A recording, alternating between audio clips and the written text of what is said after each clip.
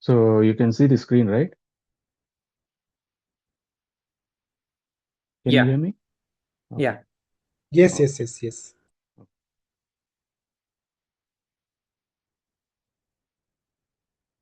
what happened to the?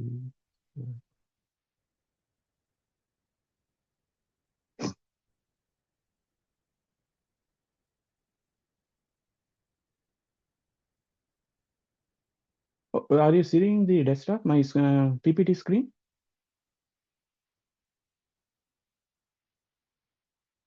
Hello. No, no, I'm just seeing that the university join meeting page. Yes, happened. Where? Okay.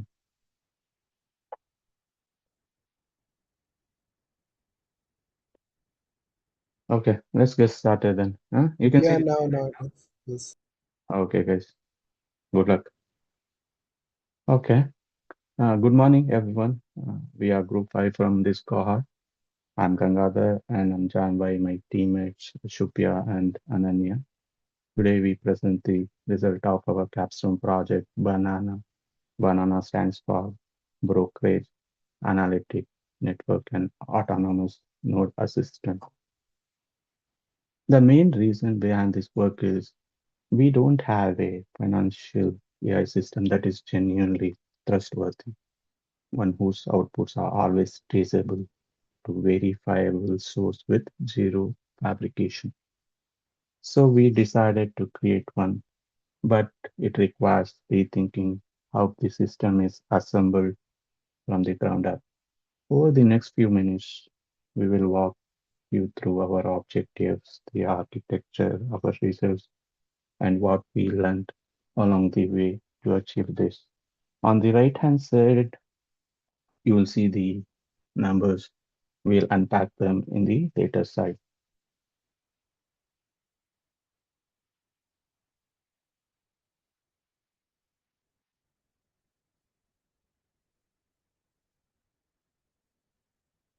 Let's move on to the business objectives.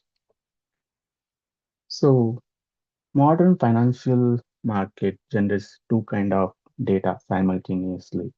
Structured data like price and trading volume, unstructured text like SEC filings, earning calls, and social media information. No human team can read and synthesize all of it fast enough to act on it.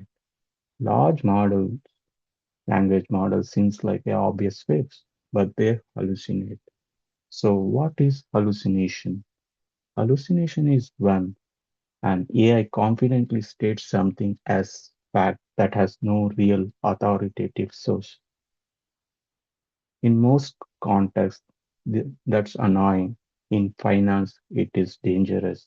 A single fabricated revenue figure or misattributed SEC filing can account as material misinformation with real regulatory and reputational consequences.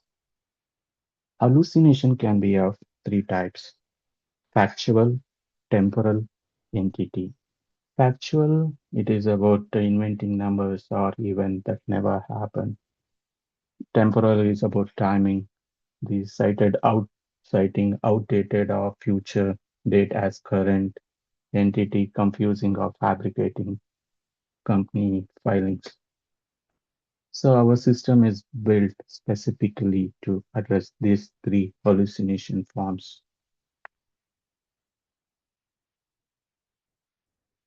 Let's move on to the architecture now. So the architecture consists of three layers. The first one is where all the data comes in here. We have three MCP microservices built over Kubernetes, pulling live data at query time, like market data, regulatory filing data from SEC, and social tweets from Twitter or X code with sentiments. There is no static training corpus. Everything is fresh. Everything is fresh. That's a deliberate choice, and it's our primary defense against hallucination. Second layer is the orchestration layer.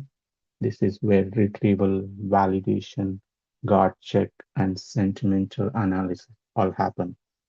We will cover this in detail on the coming few slides.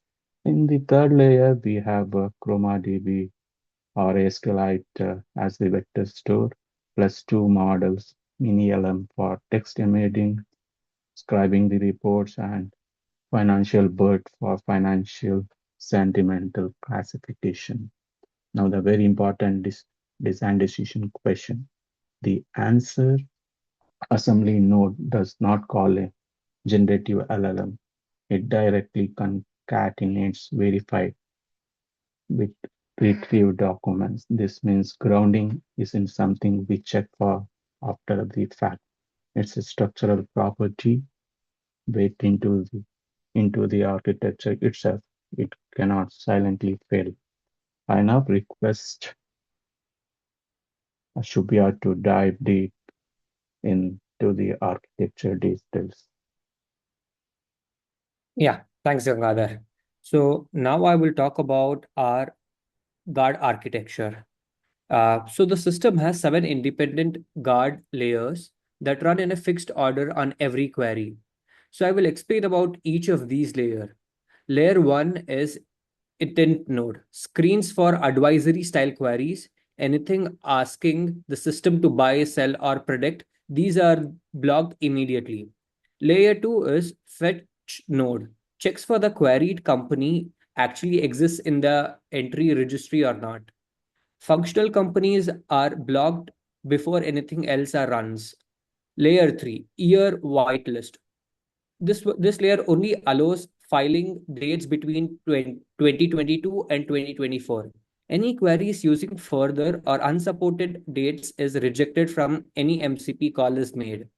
Now, the layer 4 is validate node, runs for 4 data quality check on every MCP response.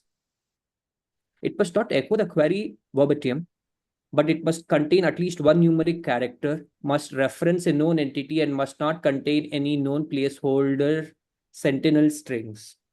And in our layer 5, ticker guard node added after we discovered cross ticker vector store contaminations. It filters retrieve documents to keep only those explicit containing the queried ticker symbols. Layer 6 is cosine similarity gate. Only documents scoring 0.55 or above against the queries are allowed through this layer. And in the layer 7, Finbert confidence gate reports are only generated when Finbert is at least 70% confident in its sentimental classification. After all of these layers, we found out in our results that after patching two vulnerabilities, through the adversarial probing, the block rate rose from 78.6% to 88.2% with no drop in performance on legitimate queries. Can we move on to the next slide, please?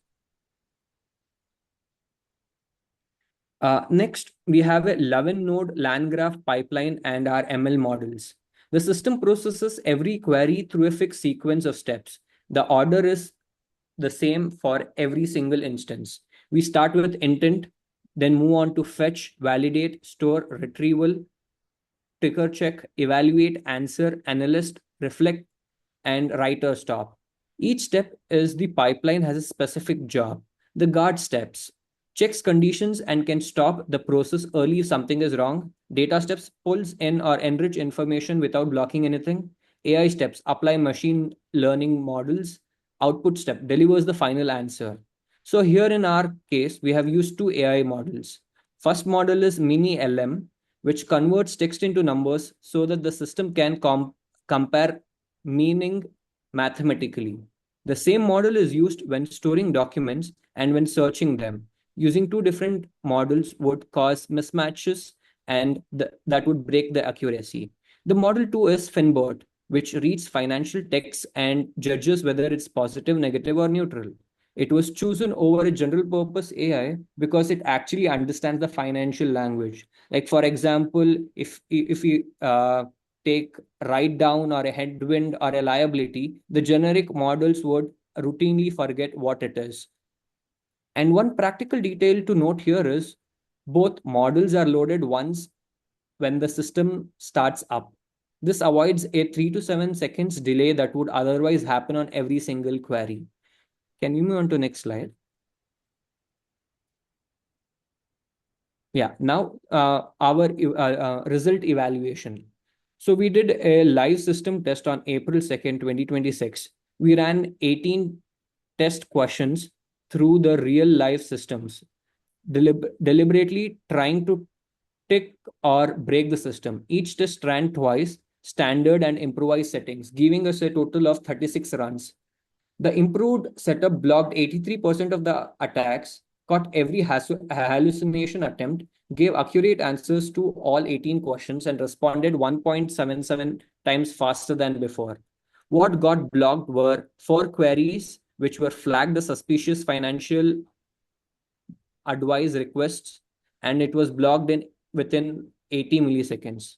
Three queries used made up stock tickers, which got blocked. Two queries used a fake or an unsupported date and got blocked. Two queries tried to access confidential data and was blocked again. One query was blocked because the source material was too uncertain to answer it reliably. One unexpected block also was observed here. The system also accidentally blocked one legitimate request about SEC filing. This isn't a design flaw, it's actually a settings issue we found out. Giving different data sources their own freshness timers would fix it. So before the fix, two attacks slipped through undetected. After the fix, zero slips through were observed. The first perfect score in our project was during this testing history. Over to Ananya for further. Hey, hi everyone. This is Ananya here. So, as my teammate Ashobya has explained about some of the results which we get, the evaluation results, I'll be moving forward with the performance, latency, and throughput. So, let's now look at the performance specifically, latency, and throughput.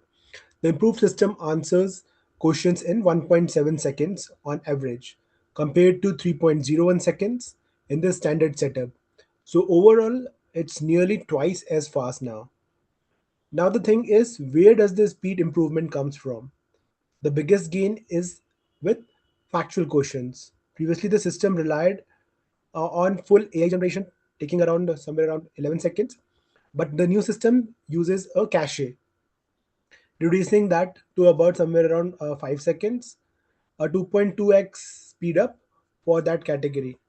For blocked queries like fake tickers or invalid inputs, both systems responded almost instantly under zero point 0.2 seconds. So there's no meaningful difference there. There is one more exception which we have observed is like the improved system is slightly slower when handling hallucination trap questions because it performs an additional freshness verification step before blocking it. It is a small trade-off, but worth it for stronger safety. So overall, the system is 1.77x faster and more secure at the same time. Next slide, please.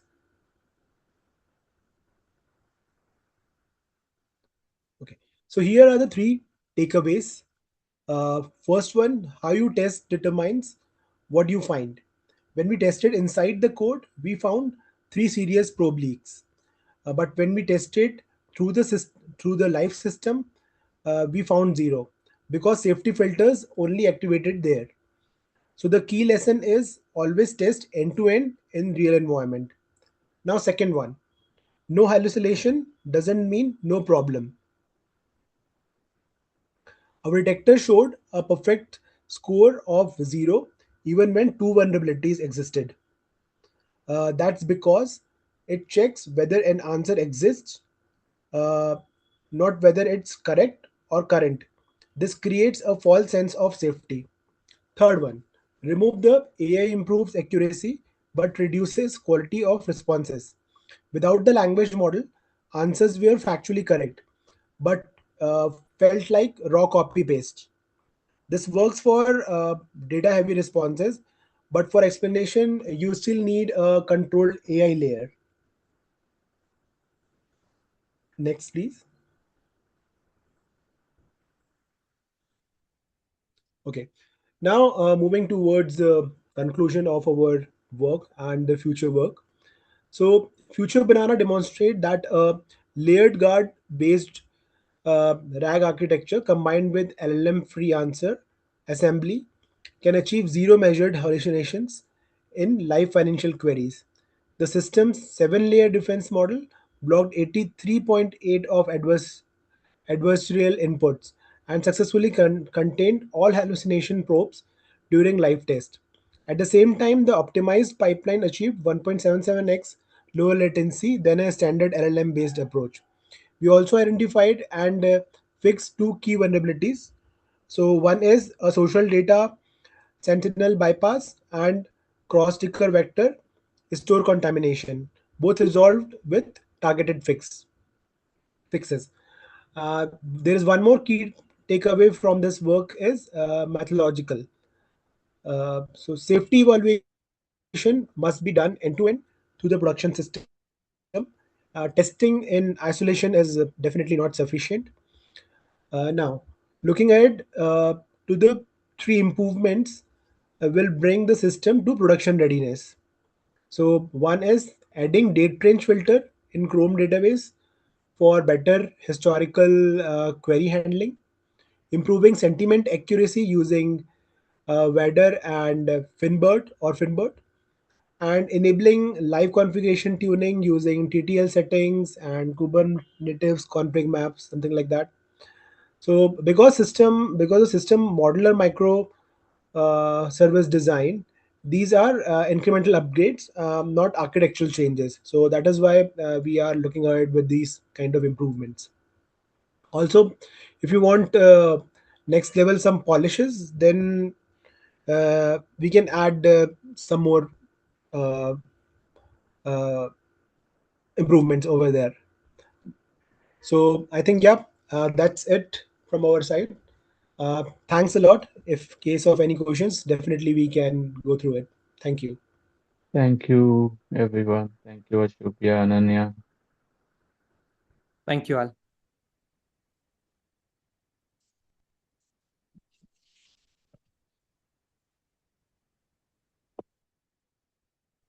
I'll stop the Thanks. recording.